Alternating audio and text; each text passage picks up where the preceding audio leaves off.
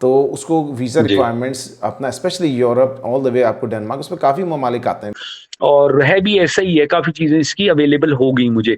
Roadies वालों ने आपने चीज़ें जो मुझे चाहिए थी बड़ी ईज़िली मस गारनेट का पार्ट जो है वो कि भई दैट इज़ अ नाइटमेयर, लेकिन वो मेरे हाथ से वापस छीन लिया गया। मैं उन्हें सो कॉल्ड बाइकर ही कहूँगा क्योंकि बाइकर जो है वो दूसरे बाइकर का ख़्याल रखता है। लेकिन ये जो साहब हैं ये सो कॉल्ड बाइकर हैं। ये एक मेरे ख़्याल से चाय मैंने एक जगह भी यकीन भाई अपने पैसों से नहीं पी, पूरे बलूचिस्तान में यकीन माने अल्लाह। हर 1 घंटे आधे घंटे के बाद मैं रुक के चाय पीता था, किसी एक बंदे ने मेरे चाय से पैसे नहीं लिए।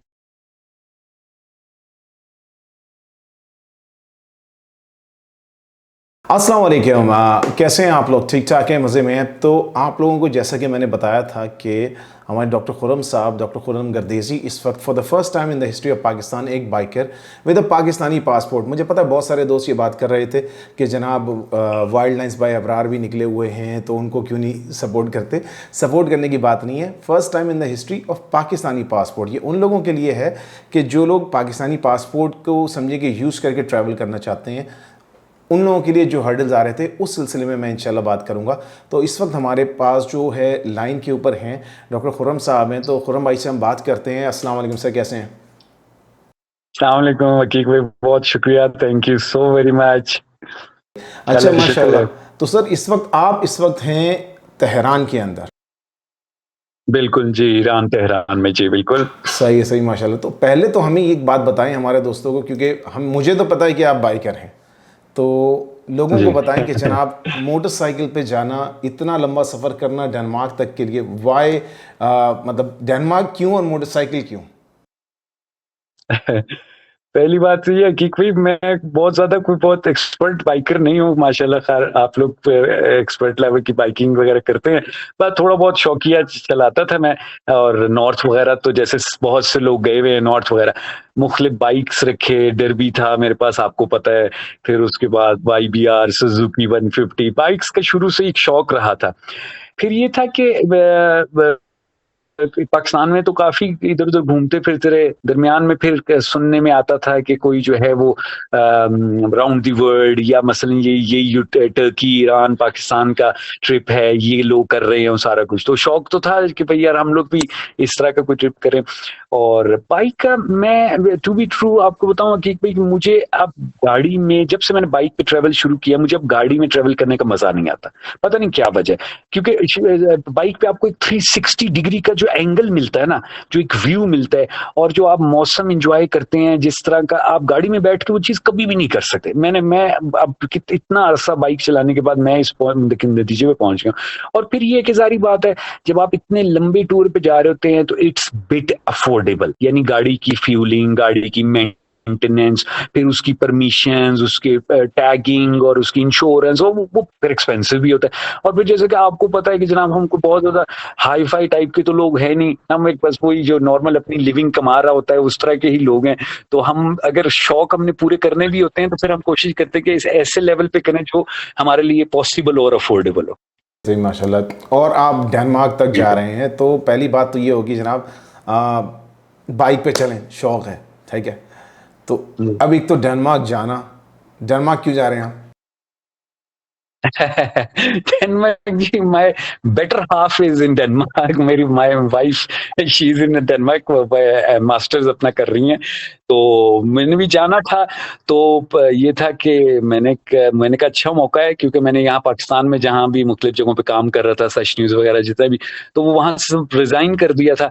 और I am totally free person. तो और कोई मैंने वहाँ डेनमार्क में भी जाके कोई हाजिरी नहीं लगानी वहाँ पर किसी जॉब में, अभी यानी फॉरेन पहुंचते हुए। तो मैं फ्री था, तो मैंने कहा चलें इस टाइम से फायदा उठाते हैं। दूसरे पे मैंने कहा वही टिकट के पैसे जो मैंने एयर टिकट के देने हैं वही मैं खर्चा अपने बाइक पे और इन चीजों पे थोड़ा बहुत कर लेता हूँ, और थोड़ा सा ज्यादा ही जारी बात है लगेगा, लेकिन ये कि मैंने कहा चलें जो है वो बाइक का एंजॉय ज़्यादा टूर कर करते हुए लेंगे, हाँ। जाते हैं। जी सॉरी। एंजॉय ज़्यादा कर लेंगे, एक्सपीरियंसेस अच्छे हो जाएंगे, है ना? बिल्कुल। ये बात है। एग्जैक्टली बिल्कुल, बाइक पे आपका रियल टाइम एक्सपीरियंस होता है। हाँ, उसमें तो आप जहाज़ में तो आप बस बैठे, सोए और पहुंच गए। एग्जैक्ट, वो तो बिल्कुल ऐसे टाइम ट्रेवल है वो तो। सही, माशाल्लाह। तो अब ये बात पूछते हैं कि जनाब आपको लेट्स से पूरा प्लान करने में एक हमें एक रफली एस्टिमेट दें, वीज़ा, और डिफरेंट परमिशंस वगैरह जो आप कह रहे हैं, इस पे कितना टाइम लगा अप्रॉक्सीमेटली, अगर हम एक टाइम फ्रेम बात करें, और कितना मतलब डिफ़िकल्ट है? Let's say for the first time जिस बंदे ने कभी पाकिस्तान से बाहर ट्रैवल ना किया हो, तो उसको वीज़ा जी रिक्वायरमेंट्स अपना, स्पेशली यूरोप ऑल द वे आपको डेनमार्क, उसमें काफ़ी ममालिक आते हैं बीच में, टर्की, जर्मनी, ये बिल्कुल सारे। ऐसे। तो उसके लिए क्या वीज़ा रिक्वायरमेंट्स होती हैं, और आपको क्या कितना अंदाज़न टाइम, और अगर मैं कॉस्ट की एस्टिमेट बात करूं, लेट्स से विद वीज़ा, सिर्फ वीज़ा की बात करें, तो अप्रॉक्सीमेटली जी क्या होता है उसकी रिक्वायरमेंट्स? देखिए कि भाई इसमें ना 3 पार्ट्स हैं। एक पार्ट तो है आपके वीज़े वीज़े का पार्ट, सेकंड पार्ट है आपका कारनेट का और थर्ड पार्ट है कि आपकी जर्नल जो बाइक टूर की प्लानिंग है। तो ये तीनों बिल्कुल एक डिफरेंट चीज़ें हैं। देखिए वीज़े का जो प्लानिंग है या वीज़े की जो रिक्वायरमेंट्स हैं, वो तो एक ऐसी चीज़ है जो हर पर्सन टू पर्सन भी वैरी करती है, कंट्री टू कंट्री भी वैरी करती है। उसकी बहुत ज़्यादा डिटेल में मैं नहीं जाऊँगा क्योंकि वो एक बड़ी वेरिएबल सी मेरे ख़्याल से चीज़ है। मतलब फॉर एग्ज़ाम्पल आप अगर अमेरिकन वीज़ा लेना चाहते हैं तो उसकी रिक्वायरमेंट्स, उसकी सारी चीज़ें डिफरेंट होंगी। यूके की वीज़े की, ऑस्ट्रेलिया की डिफरेंट होंगी, शेंगन की अपनी है, वो लोगों को पता है उसमें। अच्छा वो किसी के केस में वो लोग ये देखते हैं कि जी उसके अकाउंट में पैसे कितने हैं, किसी के केस में ये देखते हैं कि जी इसकी जॉब कैसी है। ये एक जर्नल जो वीज़ा रिक्वायरमेंट्स हैं, जैसा आपको पता है आपने बैंक स्टेटमेंट दिखानी है और आपने ये मुख्तलिफ चीज़ें, ये सारी चीज़ें मैंने ज़ाहिर बात है दिखाई। और इसकी अरेंजमेंट में भी ज़ाहिर बात है मुझे काफ़ी इश्यूज़ आए। मसलन अब वो क्या, जैसे मैंने डेनमार्क का वीज़े के लिए अप्लाई किया तो उन्होंने कहा जी आपके अकाउंट में $12,000 होने चाहिए, $12,000। तो अब वो ज़ाहिर बात है उसकी अरेंजमेंट एक एस्पेक्ट है। अलबत्ते अब ज़रूरी नहीं है, मेरा क्योंकि लॉन्ग टर्म वीज़ा है तो इसके लिए $12,000 चाहिए होते हैं। शॉर्ट टर्म जो शेंगन विजिट वीज़ा है उसके लिए इतना नहीं आपको अकाउंट शो करना होता। तो I mean like that is very variable. फिर कंट्री टू, जैसे मैंने कहा कंट्री भी वेरी करता है। ईरान का वीज़ा आपको मिल जाता है आराम से, इतना इशू नहीं है। ऑल्दो ईरान का वीज़ा जो है आप लाहौर कॉन्सुलेट से रहें, लाहौर कॉन्सुलेट बहुत अच्छा कोऑपरेट करती है। I don't know about the Karachi में भी शायद इनकी कॉन्सुलेट है या नहीं है, उसका इतना मुझे आइडिया नहीं है। खैर, तो ईरान का वीज़ा इतना मुश्किल नहीं होता, मिल जाता है। आप अनलेस कोई आपकी कोई अलार्मिंग फैक्टर कोई हो, जैसे कुछ लोग होते हैं ना, ये मसलन यूरोप भागने के चक्कर में होते हैं तो वो लोग भी वीज़े के लिए अप्लाई करते हैं। तो उस तरह की अगर कोई चीज़ निकल आए तो फिर ज़ाहिर बात है वो थोड़ा-सा वो तंग करते हैं आपको। टर्की का वीज़ा जो है, आपको शेंगन वीज़ा अगर आपके पास हो तो टर्की का वीज़ा उसी से टाइम मिल जाता है। आप ऑनलाइन अप्लाई करते हैं, उसी टाइम 1 सेकंड के बाद आपको ईमेल आ जाएगी कि उसके अंदर टर्किश वीज़ा आपके पास आ जाएगा। तो that is not a problem for in my case, that was not a problem, क्योंकि मैंने शेंगन वीज़ा का उनको अपना नंबर बताया ऑनलाइन और उन्होंने मुझे वीज़ा भेज दिया। तो ये तो बड़ा आसान हो गया। शेंगन का मैंने जैसे बताया कि वो पर्सन टू पर्सन वेरी करेगा। तो ये तो एक पार्ट हो गया। दूसरा पार्ट जो था वो एक है, कारनेट को हम थर्ड पे डिस्कस करते हैं क्योंकि वो थोड़ा बड़ा इशू है। सेकंड पार्ट जो था वो बाइक प्रिपेयरनेस, बाइक को रेडी करना, कौन सा बाइक लेके जाना है, भाई आपने पेट्रोल, फ्यूल, ऑयल, ये तमाम चीजें हैं जो कि एक खार बहरहाल बाइकर जो होता है उसको पता होता है कि जी अच्छा जी मैंने क्या करना है क्या नहीं करना। जैसे मैं एक मसला शायद आप कह सकते हैं mid mid mid below level का एक बाइकर हूँ। तो मैंने आप लोगों से बहुत सी गाइडेंस ली, वो अदील भाई हमारे रोडीज वाले हैं, उन्होंने मुझे बहुत हेल्प की। फिर और 2-4 दोस्त हैं, हैदर भाई हैं हमारे इस्लामाबाद में ही होते हैं, उन्होंने काफ़ी चीज़ों में हेल्प की कि अच्छा जी टायर को ट्यूबलेस करना है नहीं करना, ऑयल कौन सा यूज़ करोगे, ये तमाम चीज़ें जो मसलन गाइडेंस आपको मिल ही जाती है। जिसको शौक होता है बाइकिंग का वो थोड़ा बहुत खुद भी जानता है और गाइडेंस भी। तो मुझे इतना इन्फॉर्मेशन नहीं थी, लेकिन मुझे आप लोगों से काफ़ी चीज़ें जो है वो पता चल गई और काफ़ी चीज़ें मुझे अवेयरनेस हो गई। तो वो तो मैंने कर ली। फिर बाइक का था कि अच्छा जी कौन सा बाइक लेके जाना है, उसमें भी यही होता है, डिस्कशन करके बंदा देख लेता है। हाँ, ये मैं ज़रूर कहूँगा कि बाइक ज़ाहिर बात है लॉन्ग टूर है तो बाइक ऐसा होना चाहिए जिसकी सीट कंफर्टेबल हो, थोड़ी पावर हो उसमें, कि आप कहीं जब खाली रोड मिले आप थक गए हैं तो आप थोड़ा उसको रेस दे सके, तेज चला सके। लेकिन ये भी जरूरी है कि बाइक ऐसा हो जिसकी चीजें हर जगह मिल भी जाएं। अब मसलन जैसे RX-3 वगैरह के बारे में बात कोई कर रहा था, मैं इतना एक्सपर्ट नहीं हूँ, आप लोगों को ज्यादा इन चीजों का पता है कि जी उसके पार्ट्स नहीं इतने ईजी अवेलेबल होते। लेकिन जैसे मैं टेकन लेके गया, आपने ही बताया मुझे कि जी इसमें काफी सारी चीजें जो है होंडा 125 की लग जाती हैं। और है भी ऐसा ही है, काफ़ी चीज़ें इसकी अवेलेबल हो गई मुझे। रोडीज़ वालों ने, आपने चीज़ें जो मुझे चाहिए थी बड़ी ईज़िली मसा आप लोगों ने भेज दी है। पिंडी में भी एक भाई हैं फ़ारूक भाई, उन्होंने भी काफ़ी मसलन चीज़ें थी उनके पास, वो उन्होंने भी बहरहाल वो भी अदील भाई ने बताया कि जी उनसे आप ले लें, तो मैंने खैर उनसे चीज़ें ले ली। तो वो पार्ट्स का मिलना, पार्ट्स की अवेलेबिलिटी बड़ी इंपॉर्टेंट चीज़ है। और फिर ये कि हर मैकेनिक उस पे हाथ डाल सकता है, नहीं डाल सकता, ये भी बड़ी इंपॉर्टेंट चीज़ है। आपको इसका ज़्यादा बेहतर आइडिया। थर्ड पार्ट जो है वो कार्नेट का पार्ट है।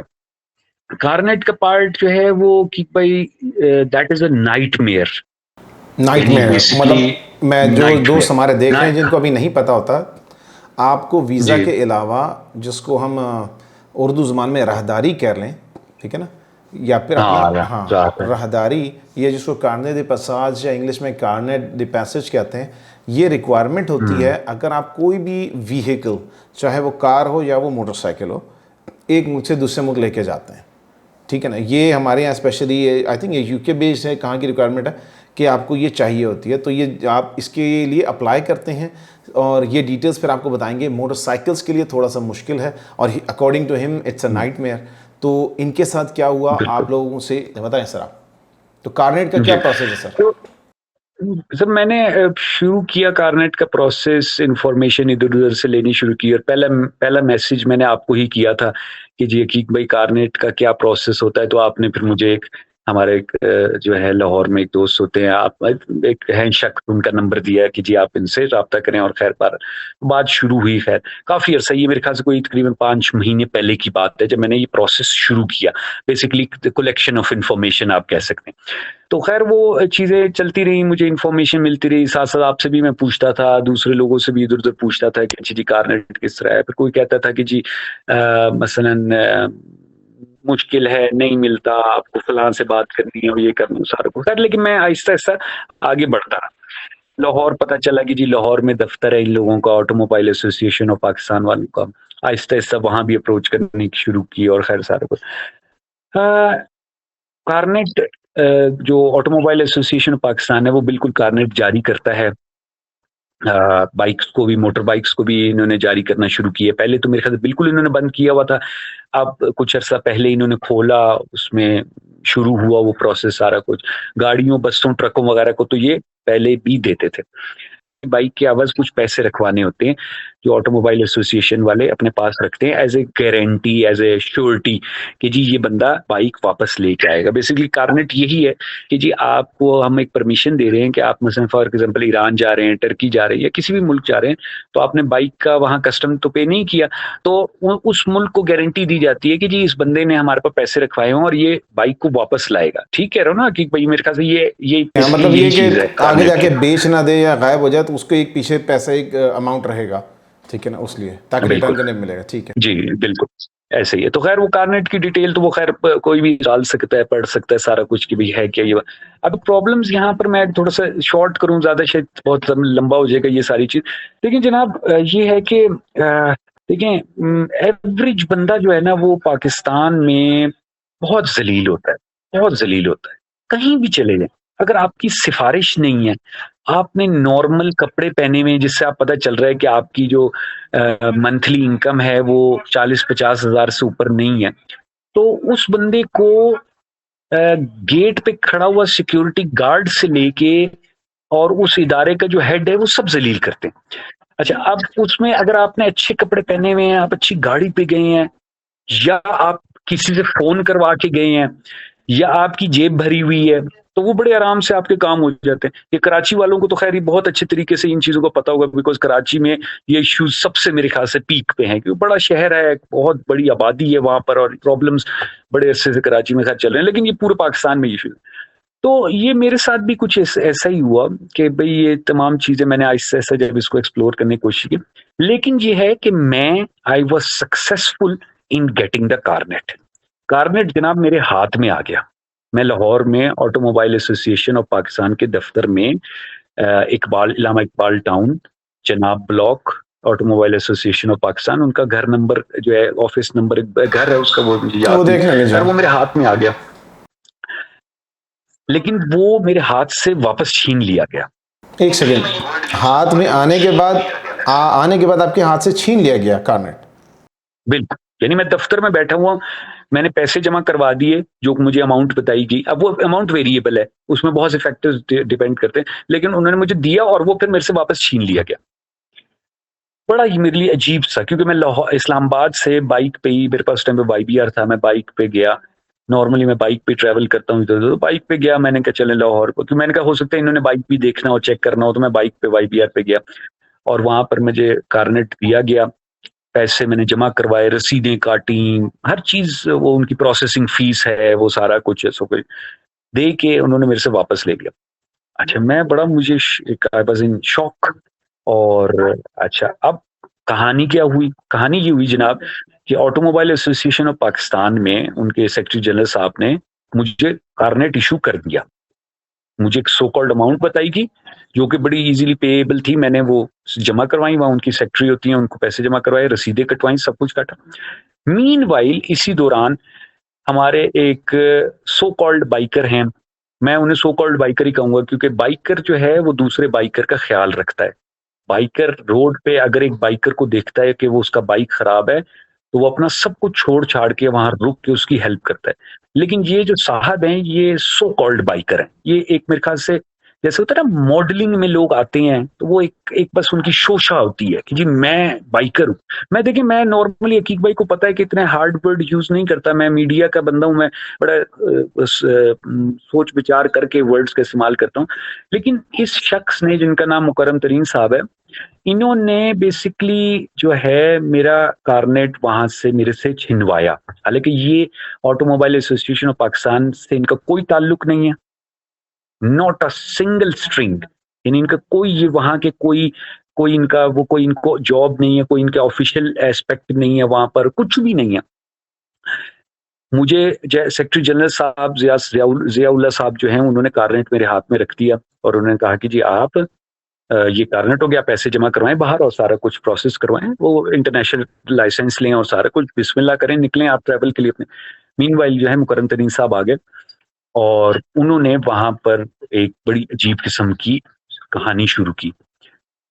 और उस कहानी के एंड पे जनाब मेरे से कारनेट जो है वो वापस छीन लिया गया। मैं सर लिटरली इसे कहूंगा कि छीन लिया। मैं एक सेकंड बात करूँ, ये आपको आइडिया है किस कब की बात हो रही है? ये अप्रोक्सीमेटली आपको डेट का आइडिया है? जी, तकरीबन डेट तो मैं ये बता सकूंगा, तकरीबन सवा एक महीने पहले की बात है। अच्छा, अराउंड लाइक आप कहने के तकरीबन एंड ऑफ फरवरी और मार्च के शुरू में। एग्जैक्टली, हाँ जी बिल्कुल, मिड ऑफ फेब्रुअरी आप कह सकते हैं, उस टाइम की बात है तकरीबन। तो इन्होंने जनाब, अच्छा अब कहानी क्या डली? अब देखिए मसलन देखिए, ऑटोमोबाइल एसोसिएशन ऑफ पाकिस्तान जिसका काम है कारनेट इशू करना, उन्होंने मेरे सारे लीगल रिक्वायरमेंट्स देखे। मेरे बाइक के डॉक्यूमेंट्स हैं, श्योरिटीज हैं, पैसे हैं, स्टैम्प पेपर लिखवाए गए, इंटरनेशनल लाइसेंस इशू किया गया, मेरे एड्रेस हैं, सब कुछ है, बैंक डिटेल सब कुछ इन्होंने लिए। मेरे साथ एक दो और दोस्त थे मेरे, उनसे भी उन्होंने स्टैम्प पेपर पे स्टैंपिंग वो सारा करवाया कि जी इन केस अगर ये वापस नहीं आता तो आप रिस्पॉन्सिबल है, फलां रिस्पॉन्सिबल है, हम ये कर देंगे। लाहौर के दो दोस्त थे मेरे, उनसे वो पूरा स्टैम्प करवाया गया। मैं उनका नाम नहीं लेना चाहता, पूरा उनसे प्रोसेस किया गया। उनके जहाँ वो काम करते हैं, जो भी उनकी ओनरशिप लाहौर में जो फैक्ट्री वगैरह थी, उसके डॉक्यूमेंट्स इन्होंने देखे, सब कुछ। पूरा एक बड़ा लीगल प्रोसेस हुआ। कोई इसमें कोई भी चीज इलीगल या बोगस नहीं थी। एक होता है ना कि मसलन बंदा कहता है यार अच्छा हमने चक्कर से काम करवाया, चक्कर से काम नहीं करवाया, पूरा हम बैठे हैं वहां पर, हम खुश, ठीक है। हमने कहा जी ठीक हो गया, कारनेट भी दिया। जियाउल्लाह साहब ने कहा आपको कारनेट मिल जाएगा। I am very much thankful to the automobile association of Pakistan for their cooperation. But Mukarram Tareen साहब कौन है? हकीक भाई आप मुझे बता दें कि क्या वो ऑटोमोबाइल एसोसिएशन ऑफ पाकिस्तान के चेयरमैन है? मेरा नहीं ख्याल है। ठेकेदार हैं वहां के? नहीं है बिल्कुल। मैं आई नो इट कि वो नहीं है, यानी उनको कोई ताल्लुक बेसिकली नहीं है। हाँ वो ये है कि वो एक दो दफा कारनेट लेके वो ग्रुप वगैरह लेके गए हैं, उन्होंने लोगों शोगों को जमा करके वो ईरान लेके गए, दैट इज सेपरेट। वो एक क्लाइंट है ना, कस्टमर है मेरी तरह बिल्कुल। उनको क्या हक बनता है और उनकी क्या पोजीशन है ऑटोमोबाइल एसोसिएशन ऑफ पाकिस्तान में कि वो एक बंदे को, जिसको कारनेट इशू हो गया है, कारनेट इशू हो गया था, मेरे पेपर मेरे हाथ में था, मैंने साइन किए उस पर सारे, एक बंदा जिसका कारनेट इशू हो गया है, उससे वो कारनेट कैसे रिवर्स करवा सकते हैं? मुझे आज ये बात कोई बता दे। मुझे tourism industry, tourism ministry of Pakistan बता दे ये बात, मिनिस्ट्री ऑफ ट्रांसपोर्ट ये बात बता दे, या लाहौर में जो बैठे हुए लोग हैं वो बात ये बता दें, जो हमारे गवर्नमेंट के लोग हैं, जो भी है, आई डोंट नो, मेरी तो इतनी अप्रोच नहीं है लोगों तक जनरली, लेकिन आपके इसके चैनल से मैं ये पूछना चाहूंगा कि भाई एक प्राइवेट बंदा, उसकी इतनी क्या मजाल है कि वो एक बंदे का एक सरकारी काम हो रहा है, लीगली काम हो रहा है। आप मुझे जानते हैं, मैं जिस पोजीशन पे हूँ, मैं इलीगल काम या बोगस काम कर ही नहीं सकता। मुझे लोग जानते हैं मीडिया के एस्पेक्ट से भी, इधर उधर एस्पेक्ट से भी। तो मैं कोई बोगस काम करता तो मैं फौरन सामने आ जाना था कि यार इसने ये बोगस काम किया है, भाई ये फला हो गया। खैर मैंने सारा वो लीगैलिटीज वगैरह पूरी की। इन्होंने जनाब आके मेरा काम बिल्कुल वहां खराब करवाया। अब जो जिन पॉइंट्स पे मेरा काम इन्होंने खराब किया वो बड़े लेम किस्म के पॉइंट्स से। एक होता है ना, आप लॉजिक पे बात करते हैं, आप कहते हैं कि जी खुरम साहब आपका ये लॉजिकल मसला है, ये लॉजिकल मसला है, ये लीगल पॉइंट मसला है। भाई मेरा कार्नेट इशू हो गया है, मैंने पैसे जमा करवा दिए हैं, मैंने इंटरनेशनल लाइसेंस ले लिया ऑटोमोबाइल एसोसिएशन से, मैंने ये कर लिया वो कर लिया, सब कुछ कर लिया, कार्नेट मेरे हाथ में। मुकर्रम तरीन साहब ऊपर से आते हैं, बिल्कुल ऐसे जैसे आप ये समझेंगे जैसे फॉर एग्जांपल मैं यहाँ बैठा हुआ हूँ और फॉर एग्जांपल मसलन डीसी लाहौर आ जाता है, डीसी लाहौर की मेरे से कोई दुश्मनी है और वो कहता है जी खुरम को कार्नेट नहीं देना, वो मेरे हाथ से छीन लेता है। फिर तो चलो समझ आती है कि डीसी लाहौर है, या गवर्नर लाहौर आ जाता है, सीएम लाहौर है, कोई भी कोई इस लेवल को कोई बंदा है ना, फिर तो बंदा कहता है अच्छा जी ठीक है, ये एक सरकारी ऑफिसर है, इसकी एक बदमाशी है, इसकी एक पावर है, उसने करवा मसलन रुकवा लिया। मुझे ये समझ नहीं आई कि मुकर्रम तरीन साहब की ऑटोमोबाइल एसोसिएशन ऑफ पाकिस्तान में क्या बदमाशी है, मैं इस तरह कहूंगा। ठीक है, बिल्कुल ये एक फैक्ट है, क्या बदमाशी है उनकी, ये मैं समझ नहीं आ रही ना। मुझे कोई बता दे, कि कोई बता दे मुझे कि भाई वो सेक्रेटरी जनरल नहीं है वहां के, वो वहां के वहां काम नहीं करते, कुछ भी नहीं करते। जनाब उन्होंने एक बातें ये शुरू कर दी, उन्होंने कहा आपको तो बाइकिंग का पता ही नहीं है, आप बच्चे हैं, आप ये हो जाएगा, आप कभी बलूचिस्तान आपने देखा ही नहीं है। मैं सर 13-14 साल ईरान रहा हूं और इन 13-14 साल में 500 बार मैं बाय रोड ईरान से पाकिस्तान आए और पाकिस्तान से ईरान गए। मुझे चप्पे चप्पे का बलूचिस्तान का पता है, खासतौर पर कफ्तान वाले रूट का। और मैं उस जमाने में आता रहा हूँ जिस जमाने में ये सदाबहार और ये देवो शेवो टाइप की बसें भी नहीं होती थी। हम तो जिन बसों में ईरानी सामान लदा हुआ होता था, उन सामानों के ऊपर और नीचे बैठ के आया करते थे। तो मुकर्रम तरीन साहब को तो आइडिया ही नहीं होगा कि हम किस जमाने। देखिए हर बंदे की अपनी वो होती है ना। अब मैंने उनको बताया, मैंने कहा सर, उन्होंने कहा जी आपको तो बलूचिस्तान का पता ही नहीं। और मैंने कहा सर मैं 500 बार वहां से गुजर चुका हूँ और मेरा 500 दोस्त बलूचिस्तान में बैठा हुआ है, मेरे क्लास फेलो बचपन के बहुत से बैठे हुए हैं और बड़े बड़े जो ट्राइबल लीडर्स हैं उनके बच्चे हैं जो मेरे क्लास फेलो रहे हैं। मैंने इनको सारी डिटेल बता, भाई वो सुनने के लिए तैयार ही नहीं। हमारी कोई बहस जो है 1 घंटा 1.5 घंटा जारी रही, जिसमें इन्होंने बड़ी फजूल किस्म की लॉजिक्स कि जी आपका पेट्रोल खत्म हो जाएगा, आप रास्ते में रुक जाएंगे। मैंने कहा तरीन साहब, तो मैं आपको लगता है मैं कोई, मेरी दाढ़ी मूछ नहीं है? मैंने कहा मैं शेव की हुई है, दाढ़ी मूछ है मेरी, मैं कोई 16 साल का बच्चा तो नहीं हूँ मैं। अच्छा मैं उनको बार बार बताई जाऊं कि जी सर मैं, अच्छा फिर वो ईरान के बारे में ऐसे जलवा दे रहे थे जैसे ईरान ना हो गया कोई करबला का वाकया हो गया। वो जी वहां पर आप पानी नहीं आपको मिलेगा, आप पानी के बगैर मर जाएंगे, आपको वहां पेट्रोल नहीं मिलेगा। अजीब बकवास है ये। मैं अभी ये पूरा रूट करके आया हूँ और सकीब भाई मैं जाहिदान से तेहरान वन गो में आया हूँ, वन गो में 1500 किलोमीटर मैंने वन गो में किया है। और बिल्कुल हर आधे घंटे, 1 घंटे, 2 घंटे के बाद आपको पेट्रोल पंप मिल जाता है। हाँ, वहां पेट्रोल पंप कम है लेकिन होते जरूर हैं। पाकिस्तान की तरह ये नहीं है कि एक जगह पर 100 पेट्रोल पंप इकट्ठा होगा। वहां पर ये होता है कि हर शहर में 2 पेट्रोल पंप है, ठीक है, लेकिन हर शहर में हैं 2 पेट्रोल पंप। यानी ये नहीं है कि मसला आप कहें कि पेट्रोल पंप है ही नहीं। खैर उन्होंने मुझे बताया कि जी ईरान में ये हो जाएगा, ईरान में तो आप जो है ना वहां पर बियाबान है, फला है, ये है, वो है, बड़ी कहानी। खैर मैंने जब देखा मैंने कहा सर ये जनाब ये तो मेरी जो है ना वो बात सुनने के लिए तैयार ही नहीं है और कोई फायदा नहीं है इनसे बात करने के। तो मैं वहां कमरे से बाहर आ गया। मैंने कहा यार मैं अब इनको क्या समझाऊं। खैर बारह ये सारा प्रोसेस हुआ, इन्होंने कार्नेट मेरे से वापस ले लिया और बड़ी मुझे सर लेकिन मुझे एक बात बताएं, सॉरी आपकी बात अब काट रहा हूँ, उन्होंने कोई रीज़न बताया कि भाई आपको क्यों कार्नेट नहीं मिलना चाहिए? ये तो उनकी अपनी लॉजिक थी, उन्होंने कोई आपको रीज़न बताया ऐसा बाइकर की वजह थी? कुछ भी नहीं सर। देखिए ना, सारे जो रीजंस और सारी जो लॉजिक्स वो दे रहे थे वो यही थी कि फॉर मैं अब आपको बताता हूँ ना, बड़ी बोगस किस्म की लॉजिक्स। जैसे एक बंदा कोई एक ऐसा बंदा होता है ना जिसको एक बड़ी मैं आप बताता हूँ ना, जो मैंने असेसमेंट की, जो मुझे एंड में जो समझ आई कि बेसिकली तरीन साहब के साथ, मैं उस टाइम तक नहीं जानता था तरीन साहब को कि इनके साथ बेसिकली मसला क्या चल रहा है। देखिए मसला तरीन साहब के साथ ये चल रहा है कि ये बड़े जैसे बड़े चीप किस्म के लोग होते हैं ना, जिनको जेलसी का एक फैक्टर होता है। लेकिन मैं अब अकीक भाई से आपसे मैं चीज पूछ रहा हूँ ना कि अकीक भाई मैंने बाइक में ये लगवाना है, मतलब ये वाली लाइट लगवानी है, 10,000 रुपए वाली लाइट लगानी, तो आप बड़े खुश होंगे कि यार देखो चलो मेरा एक बाइकर दोस्त 10,000 की लाइट लगवा रहा है। लेकिन ये जो तरीन साहब है ना, ये मुझे कुछ इस तरह की इनकी पर्सनैलिटी लगी है कि कुछ लोग होते हैं ना कि अच्छा यार बस मैं कारनेट लूं, मेरे अलावा पाकिस्तान में कोई कारनेट ना ले। अच्छा भाई यार एग्जैक्टली जो मुझे उनकी बेसिकली जो मुझे अब समझ आई कि रीजंस क्या हैं जिसकी वजह से वो इतना पागल हुए थे उस दिन, इतना पागल हुए थे कि मुझे ऐसे लग रहा था कि अभी तरीन साहब फट जाएंगे।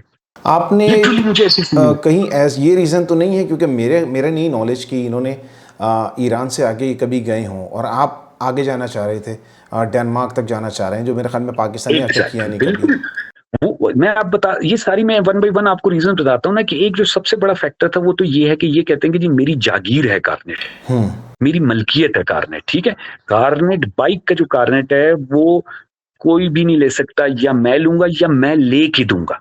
अब ये मोनोपली बनी हुई ना कि भाई आप अब इसको समझें, बेसिकली इसमें हो सकता है इसमें पैसे की भी मोनोपली हो, इसमें आपकी एक वो मोनोपली भी है कि जी मैं हूं, मैं मेरे अलावा मैं ना अकीक को जाने दूंगा, ना मैं अदील को जाने दूंगा, मैं ना ये हमारे मुल्तान के जो गांगला साहब हैं उनको जाने दूंगा, मैं किसी को नहीं जाने दूंगा, क्योंकि मैं माइकल लाल हूं, मैं जो है बड़ा हूं इस इलाके का, यानी मेरे कारनेट वालों का मैं मालिक हूँ। ठीक है ना, ये उनके एक मेरे ख्याल से जहनीत बनी हुई है। अब मुझे नहीं पता इसमें मोनोपली है, पैसों की मोनोपली चल रही है, क्योंकि ये ग्रुप श्रुप लेके जाते हैं, आई डोंट नो एनीथिंग, लेकिन क्योंकि जनरली ये चीजें मुझे ऐसे फील हुई कि जिस शिद्दत से वो मुखालिफत कर रहे थे, कहते हैं कि जी पाकिस्तान में लोग जो है ना वो बड़े कमी किस्म के लोग हैं, क्योंकि वो कहते हैं कि जी अगर तरीन ईरान गया है तो मैं टर्की जाऊंगा, एक कदम आगे जाऊंगा। मैंने कहा तरीन साहब देखें, मैं तो डेनमार्क जा रहा हूँ और बेसिकली मेरी तो वाइफ है वहां पर, मैं उससे बेसिकली मिलने जा रहा हूँ, मैं कोई आप लोगों से रेस या कंपटीशन नहीं लगा रहा कि आप लोग अगर ईरान तक गए हैं तो मैंने डेनमार्क तक जाना है। तो बेसिकली लेकिन मुझे उनकी बातों से आइडिया हुआ, बेसिकली उनको यही वो एक चीज खाई जा रही थी, मारी जा रही थी कि यार ये चला गया तो मेरी तो वो हो जाएगी, तू हो जाएगी, क्या कहते हैं, मेरी तो बड़ी इंसल्ट हो जाएगी। पता नहीं वो अपने आप को समझते हैं, मुझे नहीं समझ आई वो मतलब उनको ऐसे फील होता है कि जी he is the only biker in Pakistan, he is the only biker in Pakistan. उनको मुझे लगता है ये फील होता है कि भाई मेरे अलावा कोई इंसान है ही नहीं, मेरे अलावा तो कोई बाइकर है ही नहीं। तो उन्होंने कहा ये कल का बच्चा, ओए ये कहाँ जा रहा है भाई, ये कौन होता है जाने वाला। फिर इनको काफी इधर उधर से सपोर्ट है, मसलन वो ईरान कॉन्सुलेट वाले इनसे काफी मसलन ताल्लुकात है। तो मुझे लगता है he is enjoying all these perks, उनको बड़ा वो हो रहा है, और बड़े ना वो उनको ये लगता है कि मैं बादशाह अकबर बन गया हूँ, कि हर कोई जो है मुझे मेरी वो कर रहा है कि जी मैं ये थे वो, मैं बाइकर ते मैं तो ईरान लेके चला गया लोगों को, तो ये हो गया। वो यार खुदा का आप खौफ करें, लोगों के लिए आप आसानियां बनाएं। बाइकर कम्युनिटी एक ब्रदरहुड का नाम है, जिसमें एक बंदा एक बाइकर दूसरे बाइकर की हेल्प करता है, उससे प्यार करता है। वो अगर उसको देखता है कि पंक्चर हो गया रास्ते में तो उसको वो रुक के उसके साथ पंक्चर चेंज करता है, अपने हाथ काले करता है, चेन उतर गया तो उसकी हेल्प करता है। ये है biker, biking is not a competition, it is a bike brotherhood. जैसे मैं यहाँ इस्लामाबाद में बैठ के अकीक भाई को बोलता हूँ, अकीक भाई मुझे ये चीज चाहिए, अकीक भाई 2 दिन के अंदर मुझे, मैं कोई आपकी भी मुंह पे तारीफ नहीं कर रहा, मैं एक फैक्ट बयान कर रहा हूँ कि मसला एक चीज होती है, मैं आधा घंटा बल्कि कितने कितने दिन मैंने आपका दिमाग खाया कि जी अकीक भाई मुझे ये चीज चाहिए, मुझे बताएं ये वाला लूं वो वाला लूं कौन सा लूं। एक हफ्ता मुझे समझाते हैं और उसके बाद जाके मैं कहता हूँ अच्छा अकीक भाई यार मैं फिर आपको बताऊंगा। ऐसा भी होता है, कितनी बार ऐसा हुआ है। लेकिन ये कि बेसिकली सब ब्रदरहुड, हेल्प करनी है आपने एक दूसरे की। अच्छा अगर इन केस मेरे अकेले जाने में या मेरे बाइक में या मेरे किसी भी चीज में कोई प्रॉब्लम थी, तो बेस्ट थिंग, जैसे मैं अभी वीडियोस बना रहा हूँ फेसबुक पेज पे, तो उसमें बता रहा हूँ कि जी जाहिदान से अगर आप बाइक पे निकलते हैं तो आपको इतने किलोमीटर के बाद पेट्रोल पंप मिल जाएगा। This is biking brotherhood. अब मुझे है कि कल को अगर फॉर एग्जांपल अदील ने आना है, पता नहीं जिसने भी आना है, तो उसको मैं एक पैगाम छोड़ के जाऊं, एक सदका जारिया छोड़ के जाऊं कि भाई आपने परेशान नहीं होना, अगर जाहिदान में आपका पेट्रोल कम भी हो जाता है तो 1 घंटे बाद पेट्रोल पंप है। That is the logic. ये होती है चीज जिसमें मसलन मैं that was what I was expecting from Mukarram Tareen कि as a biker he would support me और वो मुझे कहेंगे दूसरों को आगे जाने के लिए। काम कर रहे हो जी। हाँ मसलन ऑप्शंस बताएंगे कि बेटे तुम मसलन ये कर लो, तुम अपने साथ बॉटल रख लेना, तुम अपने साथ जो है पेट्रोल तुम कम ना होने देना, और मसलन ये करना, और अगर कोई मसला होता है तो मुझे कॉल करना। That is something a support. ठीक है, उसमें कुछ एक दो चीजें उन्होंने लॉजिकल बताई कि जी फॉर एग्जांपल दालबंदी में हवा बड़ी चलती, नो डाउट, बिल्कुल ठीक, आई रिस्पेक्ट दैट, मुझे अच्छा भी लगा, मैंने खुद भी एक्सपीरियंस किया, मैंने अपनी वीडियो में भी बताया कि जी दालबंदी एरिया में हवा बहुत चलती है। वो तो खैर आपने भी मुझे बताया कि जी वहाँ बड़ी हवाएं चलती हैं, तो जरा ख्याल रखना। तो बेसिकली ख्याल रखना है ना, कोई वो मौत तो नहीं आ जाती कोई, जब आप जा सकते हैं तो हम क्या कोई लंगड़े लूले हैं, हम क्या कोई डाउन सिंड्रोम के मारे हुए हैं कि जी हम नहीं जा सकते। भाई मेरा पाकिस्तान है, मुझे नहीं पता कि भाई बलूचिस्तान में क्या कंडीशन है, रोडें खराब हैं, वहां पर आबादी नहीं होती, वैराना होता है, जो भी ये सब कुछ हमें पता है। तो उसमें बजाय इसके कि आप टूरिज्म को रोकें, बजाय इसके कि आप खास तौर पे यंगस्टर्स के लिए हर्डल क्रिएट करें, बजाय इसके कि आप मीडियोकर तबका जिस बेचारे के पास एक दो ऑप्शंस ही होते हैं एंटरटेनमेंट और एंजॉयमेंट के, उसको रोकें, आप खोलें इस चीज को, आप इजी करें लोगों के लिए। पूरी दुनिया में कार्नेट बैंक गारंटी पे दिया जाता है, पाकिस्तान में पैसे रखे जाते हैं, चलो वो भी एक अलग बहस है, वो भी नहीं होना चाहिए, लेकिन चलें आप अगर पैसे रख भी रहे हैं तो लेकिन लोगों को सपोर्ट करें। अच्छा, फिर ये लोग कहते हैं कि जी वो लोग भाग जाएंगे, बाइक वापस नहीं लाते लोग, ये हो जाता है। देखें अकीब भाई, मैं आपको एक बात कहूं, पूरी दुनिया में लोग चोरियां भी करते हैं, पूरी दुनिया में लोग डाके भी डालते हैं, पूरी दुनिया में लोग चीटिंग भी करते हैं। मसलन अमेरिका में जितनी स्नैचिंग होती है, पाकिस्तान में उसकी 1/10,000 भी नहीं होती। रोड क्राइम जितना अमेरिका में है, चाकू मारना जितना अमेरिका में कॉमन है, पाकिस्तान में 0% भी नहीं है। ठीक है, 0% भी नहीं है। कराची में थोड़ा बहुत ये चीजें हैं, लेकिन ओवरऑल अगर पाकिस्तान को देखें तो बिल्कुल भी नहीं है चीजें, अगर कम। ठीक है, मैंने ये बात भी वहां पर जब मेरी बातचीत चल रही थी तो मैंने उनको बताया, देखें मैंने कहा सर देखें आप लोगों को मेरे पे एतमाद नहीं है, फॉर एग्जाम्पल, बावजूद इसके कि आपने मेरे 10 दोस्त लाहौर के जो है उससे स्टैम्प पेपर लिखवा लिए, फिर भी आपको एतमाद नहीं, चला कोई बात नहीं। लेकिन मैंने कहा सर देखें, इवन अगर कोई एक बंदा जाके बाइक वापस नहीं भी लाता तो ये it's a part of life, it is a part of system, ये होता है पूरी दुनिया में। और यूरोप के लोग भी, जर्मनी के राइडर भी बाइक लेके यहाँ पर आते हैं, और वो भी हो सकता है कि वो बाइक वापस ना लेके जाए। हर तरह का बंदा पूरी दुनिया में हर जगह मौजूद है। इसको जिंदगी मौत का मसला ना बनाएं। आप पे ईरान ने हमला नहीं कर देना कि अगर एक बाइक 200 सीसी का या 150 सीसी वाला अगर ईरान में चला गया, और वैसे भी वो ईरानियों ने कुछ अर्से बाद उसको पकड़ लेना है बाइक को, उसको पार्किंग में खड़ा कर देना, वो थोड़ी उसको घूमने फिरने देंगे उस बाइक पे, पकड़ा जाएगा बाइक। कितना अर्सा बेचारा, वो कितना होशियार एक बाइकर ने क्या कितना बाइक चला लेना एक कंट्री में, मुझे इन लोगों की समझ नहीं आती है। ऐसे ये लोग बातें करते हैं जैसे बाइक ना होगी कि F-16 चोरी करके कोई लेके जा रहा है। कोई भी अगर लेके जा रहा है तो वो वापस लेके, उसका सोल्यूशन ये है कि आप उससे स्टैम्प पेपर लिखवाएं, उसकी बैंक गारंटी लें, उसके ऑफर जो भी आपने फॉर्मेलिटीज करनी है वो करें। लोग करने के लिए, यार मैंने नहीं किए, मैंने अकीब भाई 500 बंदे को कांटेक्ट किया। अच्छा, बहरहाल इसके बाद जो खैर प्रोसेस हुआ उसमें मैंने 500 बंदे से कांटेक्ट किया, एक बंदे से सिफारिश करवाई, फलां बंदे से सिफारिश की, मिन्नतें की, ये किया वो किया, खैर लेकिन वो प्रोसेस बड़ा चला। अब हर बंदे की इतनी वैल्यू नहीं है कि वो बड़े बड़े लोगों से सिफारिश करवाए। मैंने एक दो बंदों को अप्रोच किया अपने मीडिया कैरियर की वजह से, और मैंने सिफारिश करी, खैर मेरा काम हो गया। लेकिन मैं चाहता हूं कि आगे लोगों का भी काम हो। मुझे ऑटोमोबाइल एसोसिएशन ऑफ पाकिस्तान से कोई गिला नहीं है। ज़ियाउल्लाह साहब is a very good person, उन्होंने मेरी बहुत सपोर्ट की, बच्चों की तरह काफी बुजुर्ग शख्सियत है उनकी, is a very good person. But मेरा काम खराब किया मुकर्रम तरीन साहब ने, और काम खराब किया जेलसी की बेस पे, इंफीरियोरिटी कॉन्शियसनेस की बेस पे, अपनी फाइनेंशियल मोनोपोली की वजह से जो उन्होंने बनाई भी है, जो भी है, इन 3-4 पॉइंट्स की वजह से उन्होंने मेरा कार्नेट रोकने की कोशिश की। चौथी चीज, उनको आग लगी हुई है इस बात पे कि यार मैं तो ईरान तक गया हूं और ये आगे टर्की डेनमार्क जा रहा है, उनको इस चीज की मौत आई हुई थी। वो तो मैं जो उस दिन वो उनको देखा, जो उनकी हालत हो रही थी, मुझे ऐसा लग रहा था कि अभी इनको हार्ट अटैक हो जाएगा, स्ट्रोक हो जाएगा इनको। जिस तरह की उनकी कंडीशन थी, जिस तरह वो परेशान बैठे हुए थे, वो भाई मैं कोई तुम लोग से कंपटीशन करने नहीं आ रहा, मैं तो अपना एक चुप करके मैं अपनी वाइफ से मिलने के लिए डेनमार्क जा रहा हूँ। मैंने तो बाइकर कम्युनिटी में भी मेरा कोई रोल ही नहीं है, मैं तो एक बड़ा अदना सा बाइकर हूँ जिसके पास 150 सीसी हुआ करता था या YBR हुआ करता था। लेकिन ये कि मैं कोई फन्ने खान कुछ भी नहीं हूँ, लेकिन मैंने एक मेरी ख्वाहिश थी कि जी मैं बाइक पे ये काम करूँ। तो उसके लिए मैंने अरेंजमेंट्स की, मैंने अपने दोस्त जो बलूचिस्तान में थे उनसे कांटेक्ट किया, उनसे रिक्वेस्ट की। मेरे जो फौजी भाई दोस्त थे आर्मी में, उनको कहा कि यार मुझे दालबंदीन में गेस्ट हाउस करवा दो, मुझे तफ्तान में सिक्योरिटी दिलवा दो, कोई गड़बड़ ना हो जाए मेरे लिए, तमाम चीजें। खैर मुझे जरूरत नहीं पड़ी सिक्योरिटी, इतने अच्छे लोग हैं बलूचिस्तान के, यकीन माने इस्लामाबाद से अच्छे लोग हैं। इतना मुझे 1 रुपया नहीं पूरे बलूचिस्तान में खर्च करना पड़ा। जहां मैं बैठता था रोटी खाने के लिए, मेरे पैसे पीछे से कोई दे आता था। अच्छा। चाय मैंने एक जगह भी यकीन भाई अपने पैसों से नहीं पी पूरे बलूचिस्तान में, यकीन माने। हर 1 घंटे आधे घंटे के बाद मैं रुक के चाय पीता था, किसी एक बंदे ने मेरे चाय से पैसे नहीं लिए। वाह, क्या तो बात है। ये सर ये गंदे लोग हैं। ये लोग, इन्होंने बलूचिस्तान फॉर एग्जांपल, जैसे मसलन इन्होंने बलूचिस्तान को बदनाम किया हुआ है।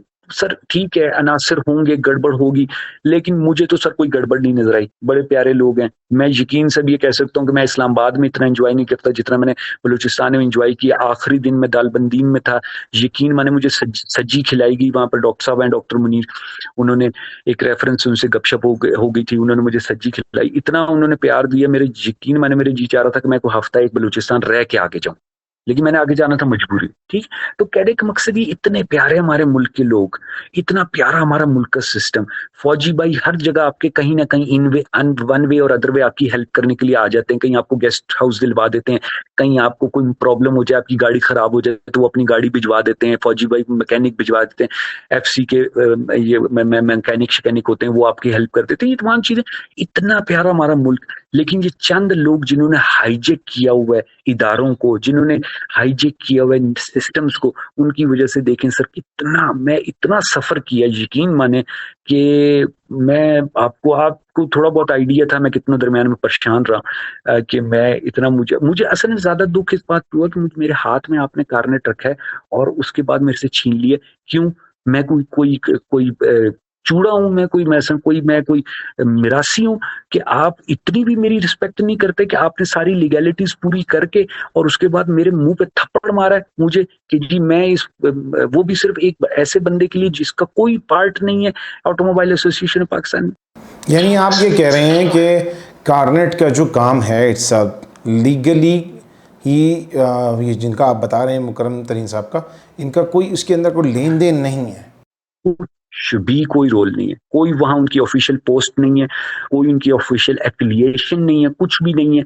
सिर्फ ये है कि अब आई डोंट नो, एक एजेंट है एक तरीके से, ये आप कहेंगे एजेंट है एक तरीके से। सॉरी, कार्नेट के एजेंट हैं। एग्जैक्ट। हाँ जी बिल्कुल आप कह सकते हैं ऐसे ही। मैंने कहा ना आपको, देखें इट इज पॉसिबल कि वो जो एक फाइनेंशियल मोनोपोली बनी हुई ना और एक किस्म का हाईजैकिंग की हुई है, ये नहीं होना चाहिए। हम लोग अफगानिस्तान नहीं जा सकते, हम इंडिया नहीं जा सकते, चाइना हमारे पे थूकता नहीं है, हमारे लोगों को वीजा नहीं देता सिर्फ बिजनेस वीजा के अलावा।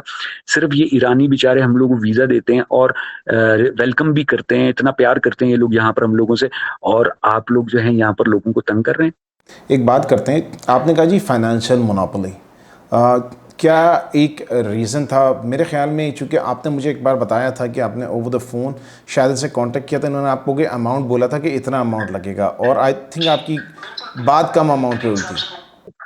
जी, तरीन साहब से मेरी पहले जब शुरू में आपने मुझे बताया कि जी वो मुकर्रम तरीन साहब कार्नेट का काम करते हैं, तो खैर मैंने उनसे राब्ता किया तो उन्होंने मुझे एक और अमाउंट बताई। लेकिन मैंने फिर अपने एक दोस्त के थ्रू कार्नेट के ऑफिस में राब्ता करवाया, तरीन साहब के पास नहीं, कार्नेट का ऑफिस मैंने ट्रेस किया तो वहां राब्ता करवाया, तो उन्होंने फिर मुझे एक बहुत कम अमाउंट बताई। तो ये भी एक प्रॉब्लम हुआ था, जाहिर बात है। मसलन तरीन साहब से मेरी ऐसी जब बातचीत हो रही थी, मैंने कहा सर मुझे पता चला कि आप कार्नेट का काम करवाते हैं और सारा कुछ, तो मैंने कहा काइंडली मुझे जरा बता दीजिएगा कि मेरा हो सकता है इस तरह फला। उन्होंने बताया, उन्होंने कहा फिर जी आपने ये एक्स अमाउंट देनी है। अच्छा, मैंने कहा ठीक है सर चले कोई। तो मीनवाइल मेरा एक दोस्त लाहौर में था, तो मैंने उनको कहा यार आप काइंडली जरा दफ्तर कारनेट जाके वहां से आप भी जरा पूछ लें, हो सकता है जैसे हमारा होता है पाकिस्तान में कि यार चलो तुम भी जरा कीमत ले लो, जरा पता कर लो। तो उनसे पता करवाया तो उन्होंने मुझे वाई अमाउंट बताई जो कि बहुत कम थी, बहुत कम थी। एक्स के मुकाबले में, एक एक्स के मुकाबले में 4 लाख नीचे थी। तो जो है मेरे लिए बड़े खुशी का बात थी, मैं बड़ा खुश हुआ, मैं गरीब सा बंदा हूँ, मैं कोई मिलियनर बंदा तो नहीं हूँ। तो मैंने कहा यार तो बड़ा अच्छा हो गया। तो मैं दौड़ा दौड़ा गया, मैंने कहा सर यार काम करवाएं मेरा, यार ये तो बड़ी अच्छी अमाउंट में आपने मेरा कारनेट दिलवा रहे हैं मुझे, अल्लाह आपका भला करे। लेकिन उसका भी मेरे ख्याल से इनको तकलीफ थी कि यार मैंने तो इसको ये इतनी अमाउंट बताई थी, और ये जो है इसको तो कारनेट के ऑफिस वालों ने तो इसको, उस पर भी इनको आग लगी, ये भी एक वजह थी। फिर दूसरा ये कि ये मेरे ख्याल से कि वो ग्रुप श्रुप लेके जाते हैं ना, तो उसमें भी मेरे ख्याल से कोई मोनोपोली चल रही है इन लोगों की। तो ये भी एक रीजन हो सकता है। बट स्टिल मैं अगेन यही बात करूंगा कि मैं बिल्कुल भी ऑटोमोबाइल एसोसिएशन पाकिस्तान से मैं कोई मेरा गिला नहीं है, दे आर हेल्पिंग पीपल। उन्होंने मुझे विद इन वीक्स मेरा कारनेट तैयार कर लिया था, मेरे हाथ में उन्होंने रखा। ज़ियाउल्लाह साहब को मैं बहुत प्यार करता हूँ, उसको सैल्यूट भी करता हूँ। उन्होंने मैं बहुत कम गारंटी की बेस पे, बहुत कम पैसों की बेस पे कोई उन्होंने शुरू में पहली बार जब मैंने प्रोसेस किया, वो बहुत ज़्यादा उन्होंने लीगैलिटीज़ भी नहीं, मुझे वो तंग भी नहीं मुझे उन्होंने किया, और उन्होंने कारनेट दे दिया। लेकिन ऑल ऑफ सडन जो है तरीन साहब, मुकर्रम तरीन साहब, जो सो कॉल्ड अपने आप को बाइकर कहते हैं, उन्होंने बहुत मेरे लिए परेशानी क्रिएट की, बहुत ज़्यादा। और मैं यकीन माने मैंने कभी भी इस तरह ओपन एयर पब्लिक में आके किसी के बारे में इस तरह की बात नहीं की, लेकिन इस बंदे के बारे में करूँगा कि इस बंदे की वज़ह से मुझे मुझे बहुत परेशानी का सामना करा, बहुत परेशानी का सामना करना। यानी अब अगर मैं इस बात को देखूं तो अल्हम्दुलिल्लाह आपके जाने से एक चीज़ तो ख़त्म हुई, क्योंकि आई थिंक इन्होंने अराउंड द टाइम आप यू वर इनसाइड ईरान, इन्होंने एक आई थिंक एक अनाउंसमेंट भी की कि आप 3 से 5 बाइकर्स इकट्ठे करें और आप जी, कहीं का भी जो है ना वो ले लें कारनेट। आई थिंक ये उसी की वजह से था कि because while he was travelling इनको पता चल गया होगा कि आपको मिल चुका है कारनेट और आप क्रॉस कर चुके जी। हैं, तो टू बिल्कुल क्लियर दिस थिंग पॉसिबल, ना, ऐसा हो सकता है। तो बिल्कुल अनफॉर्चुनेटली अब पॉसिबल है। इसमें तो भी देखना ज़ाहिर बात है पड़ेगा। उन्होंने जी फिर जी। उसको रिएक्शन भी तो देना है ना, कि भाई मसलन अब वो ज़ाहिर बात है उनको हो कि इसको तो मिल गया, अब क्या किया जाए? तो तो इट्स ये तो है। अनफॉर्चुनेट थिंग, और ये जो बातें बता रहे हैं बहुत ही ये मैं कहूँगा ट्रबलिंग भी हैं और बहुत ही परेशान कुन भी हैं। और बिकॉज हम लोगों को एक नज़रिए से देखते हैं, एक नज़र से देखते हैं, और फिर देन दे शो अप और वो अपना एक बिल्कुल मुख्तलिफ रंग दूसरों के सामने दिखाते हैं। तो मुझे भी बड़ी ये सुन के हैरत भी हुई और अफसोस भी हुआ। अल्लाह करे ये मसला हमारा जो है ना जल्द से जल्द हल हो, क्योंकि बिकॉज द थिंग इज़ आपने ये काम किया सर, तो आपके करने की वजह से कम से कम बाकी लोगों को भी होगा कि जनाब एक डोरवे जो है वो खुल गया। तो I think all the credit goes to you in this regard कि आपकी जो मेहनत है इंशाल्लाह अगले बाइकर्स के लिए भी हेल्प होगी। तो मैं लोगों को कहूँगा भी, बाय द वे अगर आप अभी देख रहे हैं, आपने नहीं देखा तो with love from Pakistan to Denmark एक पूरा एक वर्ड है, और मैं आपको नीचे इसके लिंक दे दूँगा। इनकी जो भी जर्नी है आप वो फॉलो करें, पाकिस्तान से डेनमार्क तक ये जा रहे हैं, और जो भी इनको इश्यूज़ आएंगे वो सारे इश्यूज़ आप लोगों को वीडियोस और तस्वीरों के ज़रिए बना के उस पेज के ऊपर, फेसबुक पेज के ऊपर शेयर करेंगे। इसी पे एक छोटी सी बात करते हैं, फिर हम इजाज़त चाहेंगे को काफ़ी लंबी वीडियो हो गई। सर ये बताइए खुरम भाई कि अभी तक मोटरसाइकिल पे क्या इश्यूज़ पेश आए टिल तेहरान? कहीं सुना है आग लगी हुई होती है, सुना है कहीं पे जानवर खा जाते हैं, ऐसा भी कुछ हुआ था?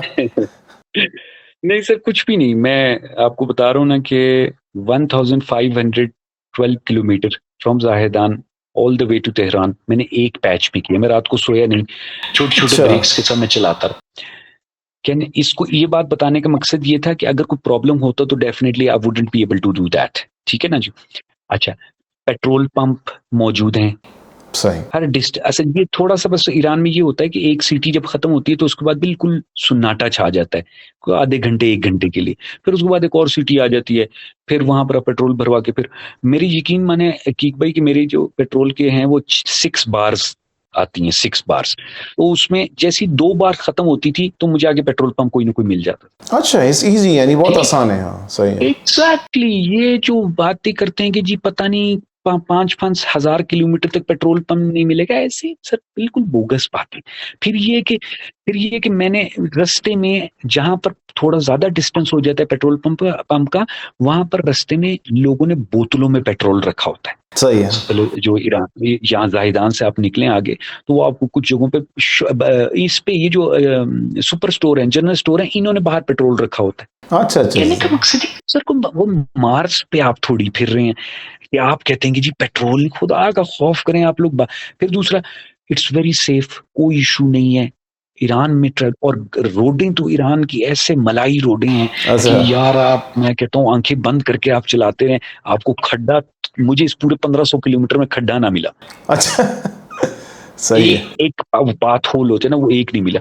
तो खैर रोडों को तो आप बिल्कुल ही छोड़ दें, डबल रोड है, बड़ी अच्छी रोड है, फिर उसके आगे मोटरवेज शुरू हो जाती है। आप ईरान में मोटरवे पे भी बाइक चला सकते हैं, पाकिस्तान में तो नहीं आप चला सकते, वहां ईरान में अलाउ है।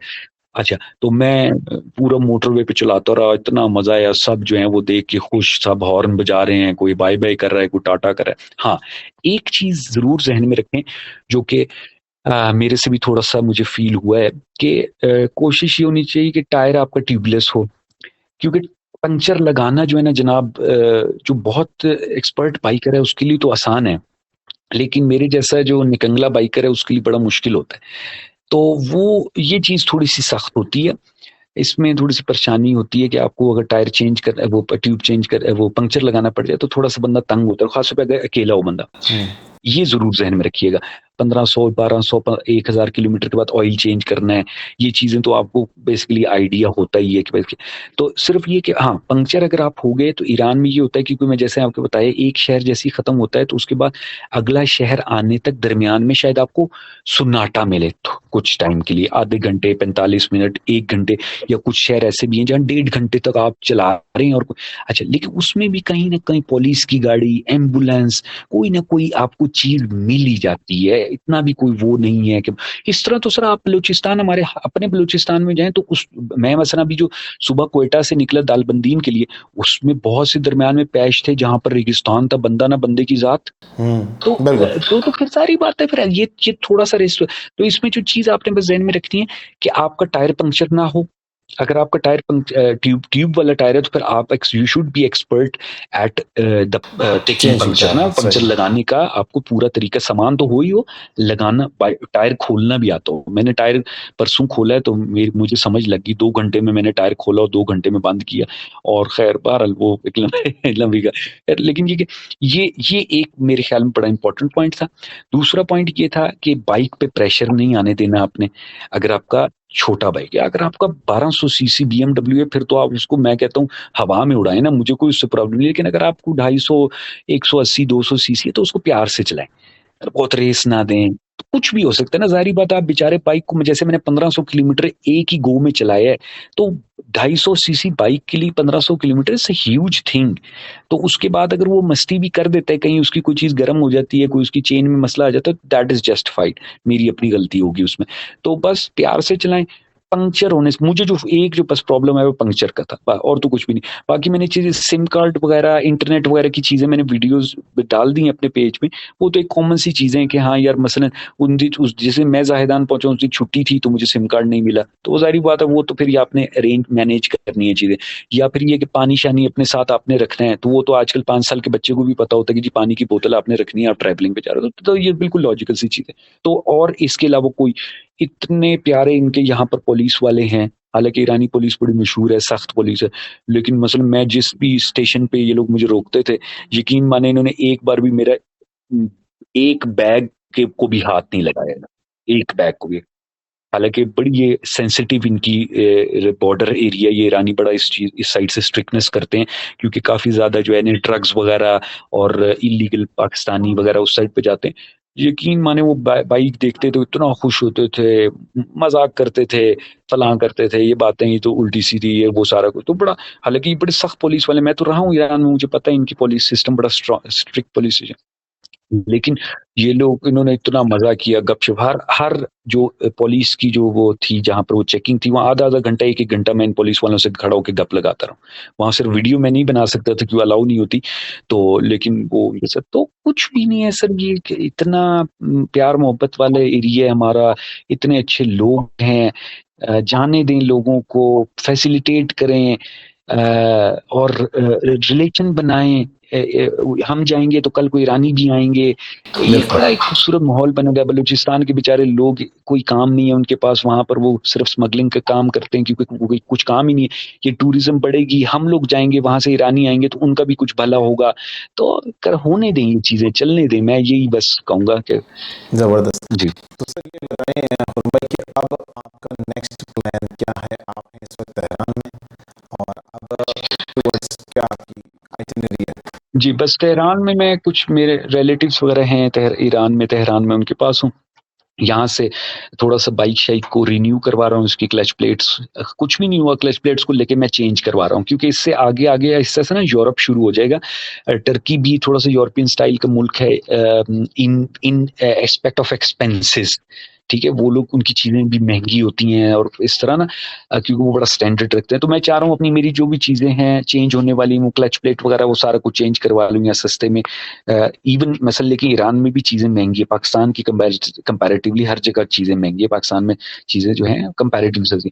तो मैं ये चाह रहा था कि यहाँ पर एक ओवरऑलिंग हो जाए, थोड़ा-सा मैं रेस्ट भी कर लूँ, and I really need rest, बड़ा ज़रूरी है रेस्ट।